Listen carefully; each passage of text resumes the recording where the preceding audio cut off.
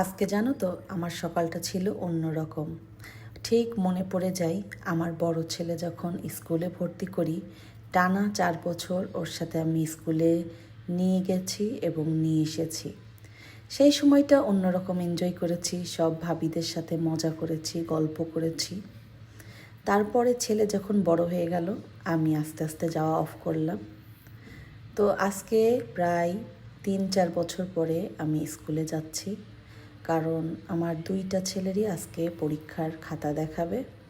সেহেতু বলেছে যে আপনাদের গার্জিয়ানকে সাথে নিয়ে আসতে হবে। এই জন্যই সকাল সকাল রেডি হয়ে দুটো বাচ্চাকে নিয়ে চলে গেলাম স্কুলে। তবে খুব টেনশন হচ্ছিল যে আমার ছোট মেয়েটার কি হবে। কিছুদিন যাবৎ ওর শরীরটা একটু খারাপ, খাওয়া দাওয়া করছে না।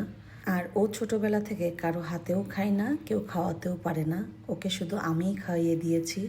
কিন্তু আজকে দেখলাম সকালে আমি ওঠার পরেই আমার মেয়ে উঠে গেছে।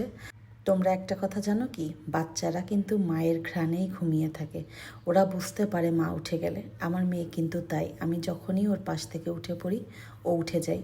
তো যাই হোক, ওকে আমি কোনো রকম খাইয়ে দিয়ে একটু নিশ্চিন্ত হয়েই এসছি যে অন্তত 2-3 ঘন্টার জন্য পেটটা একটু ভরা থাকবে। আর এইদিকে 2 ছেলেরই স্কুলের খাতা দেখাবে এক্সামের।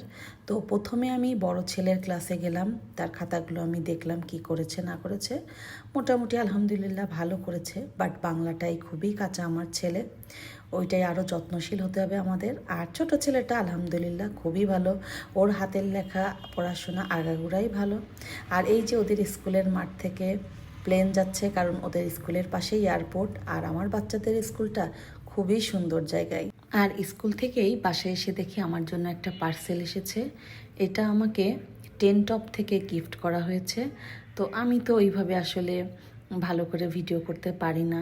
এই দেখো আমি খুলছিও ছিঁড়ে ছিঁড়ে, সবাই কত সুন্দর করে কেটে ভিডিও করে। আমি যেভাবেই হোক কোনো রকম টেনে টুনে ছিঁড়ে দেখলাম যেটা টেনটপ থেকে একটা আমার জন্য গিফট পাঠানো হয়েছে। তো আমরা দেখছিলাম যে আসলে কি পাঠিয়েছে। দেখলাম যে এখানে একটা তারা সুন্দর একটা স্কাই ব্লু কালারের প্রিমিয়াম কোয়ালিটির একটা শাড়ি পাঠিয়েছে আমার জন্য, যেটা আমার খুবই ভালো লেগেছে। ইনশাল্লাহ তোমাদেরকে কোনো একটা ভিডিওতে পরে দেখাবো। তো তোমরা দেখো শাড়িটা কত সুন্দর।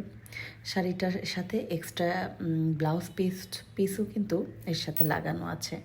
শাড়িটা কিন্তু ভীষণ কোয়ালিটিফুল এবং ভীষণ সুন্দর।